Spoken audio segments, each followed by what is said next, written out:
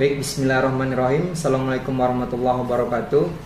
Welcome back to Red Borneo Channel. Kali ini kita berkesempatan untuk ngobrol bersama dengan Sekjen PF KPM, Persatuan Forum Komunikasi Pemuda Melayu, yakni Bapak Hendi Sutarsa. Pak Hendi Sutarsa. Jadi kita guna mengingat atau kembali memperingati 40 hari wafatnya almarhum Bapak Firman Muntaco, seorang tokoh Melayu Kalbar dan yang sangat menginspirasi pemuda-pemudi Melayu dan berkontribusi bagi Kalimantan Barat. Tapi sebelumnya bagi teman-teman yang belum subscribe, silakan subscribe terlebih dahulu dan jangan lupa untuk like, komen, dan share. Oke, baik, langsung saja. Assalamualaikum, Pak. Waalaikumsalam warahmatullahi wabarakatuh. Apa kabarnya, Pak? Alhamdulillah. Mengenang 40 hari wafatnya almarhum Bapak Firman Muntaco. Bagaimana Muntako? Ya. Mohon maaf, Pak. Bagaimana sosok beliau di mata Bapak secara khusus? Terima kasih. Assalamualaikum warahmatullahi wabarakatuh. Waalaikumsalam warahmatullahi wabarakatuh. Hari ini 40 hari almarhum Haji Firman Muntako. Beliau adalah Ketua Umum DPP Pemuda Melayu PFKPM. Nah, beliau ini sosok seorang pemimpin yang arif dan bijak. Beliau tegas, berani, dan sangat berwibawa. Jadi kalau kami di Pemuda Melayu memang sangat merasa kehilangan sosok seorang pemimpin Melayu yang berani dan tegas. Karena beliau berani memperjuangkan kepentingan puak-puak Melayu dalam segala hal. Artinya beliau siap tampil di depan jika ada hal-hal yang menyangkut harkat dan martabatnya orang-orang Melayu. Ya. Jadi begitu berpengaruhnya beliau ini sehingga terasa sekali begitu, Pak ya. Dari keluarga-keluarga Melayu di Kalimantan Barat. Sangat-sangat terasa. Jadi bukan saja kita Melayu Kalimantan Barat, karena beliau memang adalah Ketua Pemuda Melayu Nasional. Kita sudah ada di 15 provinsi, kawan-kawan di 15 provinsi juga merasa sangat kehilangan.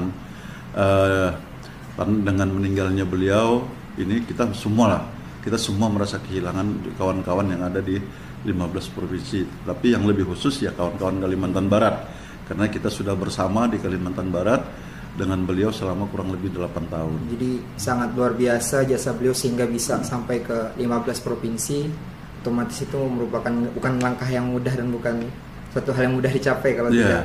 Betul. Itu kita capai selama 8 tahun.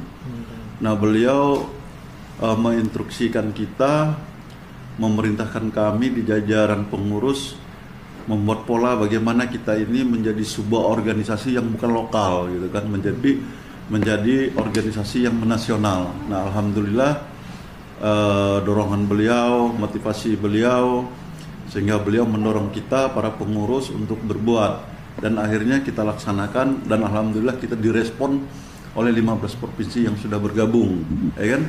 Bahkan ada yang bergabung seperti Jawa Timur, kita ada di Jawa Tengah, kita ada di Jogja, di Jawa Barat, DKI, malah DKI kita punya pengurus-pengurus tingkat wali kota Madya, kalau di Jakarta Barat, Jakarta Timur, Jakarta Pusat kita sudah, gitu kan? Masya Allah sekali berarti, ya. Jadi hemat saya berarti ada spirit, ada semangat dan ada hal positif yang dapat kita ambil dari sosok Pak Firman Muntako. Kira-kira menurut Bapak yang paling bisa kita contoh, terutama untuk pemuda-pemudi saat ini? Terima kasih. Jadi beliau itu untuk sosok kalangan milenial, gitu kan? Kalangan milenial terutama, ya beliau memerintahkan kita, anak mahasiswa itu banyak, gitu kan?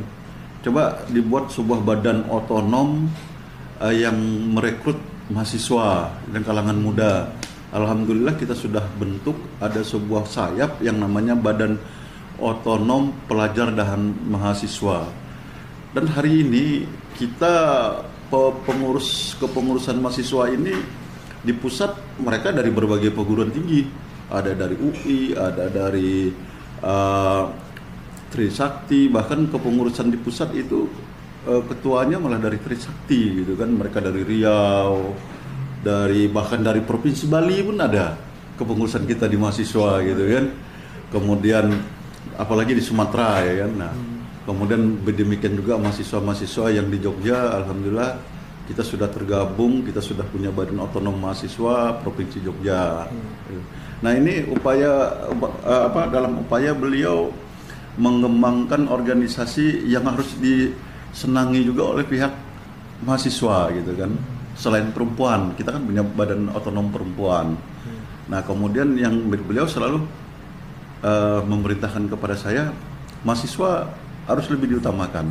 Nah tapi alhamdulillah kita sudah merambah ke banyak provinsi untuk mahasiswa, dan alhamdulillah juga kepengurusan kita itu di tingkat nasional untuk mahasiswa ini dipegang oleh beberapa perguruan tinggi, bahkan mereka juga ada di beberapa organisasi kemahasiswaan gitu. Berarti ini secara perbaikan administrasi, kemudian bisa dikatakan beliau ini juga membaiki administrasi dan sebagai pelopor juga begitu Bang atas terinisiasinya PFKPM ini sendiri. Ya benar.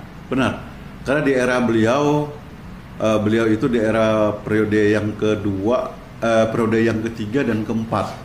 Di periode ketiga dan keempat inilah kita perbaiki seluruh administrasi termasuk struktur organisasi gitu kan. Maka kita bisa berkembang, kita punya sayap, beberapa badan otonom, kita punya komando bala komando gitu kan. Kemudian kita punya LBH yang kita rekrut semua kawan-kawan yang berprofesi sebagai advokat gitu kan. Kita bergabung menjadi satu yang memang kita tugaskan mereka untuk membela kepentingan orang-orang Melayu yang sangat membutuhkan pertolongan kita. Oke, baik Pak. Ya. Jadi begitu terasa sekali efek dan pengaruh dari sosok Pak Firman Muntako ini. Tapi jika kita bicara mengenai identitas Pak, kebetulan saya adalah pemuda asli Kalbar tapi berkuliah di Jawa Pak, di Jawa Timur. Jadi ada satu hal yang mungkin agak menggelitik perasaan saya dan pikiran saya. Kok mereka ini yang asli Kalbar enggan untuk menampilkan identitas mereka Pak, entah mereka itu suku Melayu atau suku yang lain, mohon maaf, tapi kok mereka enggan malah bangga dengan budaya-budaya yang yang luar negeri atau seperti apa? Itu menanggapi hal ini seperti apa Pak menurut Kalau kami khususnya dari pemuda Melayu, di bulan Maret kemarin saya kunjungan ke Jogja, kemudian saya kunjungan ke Banten, kemudian saya kunjungan ke DKI, kita kumpulkan seluruh anak-anak mahasiswa kita. Memang kita memberikan pemahaman mereka tentang budaya kita gitu kan. Nah, alhamdulillah di kawan-kawan mahasiswa di Jogja sudah membuat sebuah program yang nantinya ingin menampilkan budaya-budaya Melayu. Tidak saja Melayu dari Kalbar, Melayu dari Sumatera, Sulawesi gitu kan. Bahkan dari Jawa sendiri, karena pengurus kami kalau di Jogja itu sebagian besar mereka orang-orang Jawa sebenarnya, tapi mereka jadi pengurus mahasiswa pemuda Melayu untuk Yogyakarta gitu, tapi sebagian besar mereka juga orang-orang Jawa gitu kan. Nah, artinya kita mengekspos, memperkenalkan Melayu itu kepada mereka ya, bahwa Melayu itu kalau kita di Indonesia bukan saja ada di Sumatera, Kalimantan, tapi di semua provinsi kita sudah, bahkan kita di Sulawesi Tenggara saja kita punya gitu.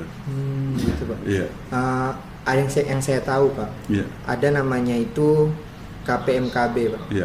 Saya dengar itu adalah organisasi kemahasiswaan yang berada di luar Kalimantan Barat, tetapi yang langsung di bawah pemerintahan daerah. Apakah organisasi yang PFKPM ini juga terkonek dengan itu Pak? Kita tidak terkonek dengan kawan-kawan yang punya organisasi daerah. Tapi kita kan ini memang merekrut mereka dari orang per orang, memberikan pemahaman sehingga mereka berkumpul. Oh ya, kami dari kabupaten ini, nanti ada beberapa orang kami dari kabupaten ini, kemudian mereka kita satukan. Kan ada dari Riau, kemudian ada dari Aceh. Nah, mereka kebetulan kuliah di Yogyakarta, ya kita satukan, mereka mau terbentuk dan bergabung menjadi satu gitu kan. Nah, tapi kalau mahasiswa kita memang pusatnya di Jakarta. Guna melanjutkan perjuangan dari almarhum Bapak Firman Muntako ini Pak, setelah Bapak selaku Sekjen saat ini, apa rencana planning besar Bapak ke depannya bagi mahasiswa Kalimantan Barat yang ada di Kalimantan Barat sendiri ataupun yang di luar Kalimantan Barat yang sedang menuntut ilmu di sana Pak? Seperti apa Pak? Kalau kita untuk mahasiswa Kalimantan Barat memang kita belum ada di beberapa kabupaten, mungkin sekitar 3 kabupaten kita belum hadir. ya kan. Kita berusaha untuk mengembangkan ini menjadi ada di 14 kabupaten dan kota yang ada di Kalbar. Nah, kemudian untuk di luar Kalbar, kita sudah berupaya lewat kawan-kawan pengurus mereka untuk lebih bersilaturahmi kepada semua kawan-kawan yang ada yang kuliah kayak di Jakarta, kayak di Bandung. Nah, ini membentuk kepengurusan kita. Kita tidak ingin mereka hanya ada satu dari Riau, tidak, tapi mereka harus tergabung dari beberapa provinsi menjadi satu kekuatan gitu kan. Karena kita ingin bahwa kekuatan ini bahwa Melayu itu betul-betul sesuatu yang sebuah organisasi atau kumpulan yang kuat dan dari berbagai daerah gitu kan. Tidak hanya Kalimantan Barat. Kebetulan kita pusatnya di Kalimantan Barat kan. Nah, tapi tidak itu, tapi justru kita alhamdulillah kawan-kawan dari beberapa provinsi sudah memahami itu dan kita selalu berkomunikasi. Setiap saya ke Jakarta, saya ke Jogja, kemudian saya ke Bandung atau saya ke Jawa Timur, ya mereka selalu saya kunjungi gitu kan. Jadi pada intinya goalnya adalah ingin mengembalikan marwah dari Melayu itu sendiri. Jadi kita ingin lihatkan kepada halayak, kemudian kepada masyarakat Indonesia bahwa Melayu itu ada dan kita besar, gitu kan. Nah, kita inginnya juga bahwa mereka menyadari menjadi orang Melayu itu bukan sesuatu yang aib, gitu kan, tapi menjadi satu kebanggaan. Oke, ini terakhir nih Pak, pesan buat kita pemuda-mudi saat ini yang berada di era yang modern saat ini. Bagaimana Pak untuk menjadi pemuda-mudi yang sangat menghormati adat istiadat, menjunjung tinggi adat istiadat, berkualitas dan dapat berguna bagi agama dan bangsa? Kira-kira apa pesannya? Pesan saya terutama kepada kalangan muda, ya ada kawan-kawan mahasiswa, khususnya kawan-kawan mahasiswa Melayu, bahwa budaya dan adat kita ini tidaklah kalah dengan adat istiadat dan budaya manapun. Kalau memang kita mau menggali, kita mau memahaminya, kemudian kita mengamalkannya, ini sangat banyak.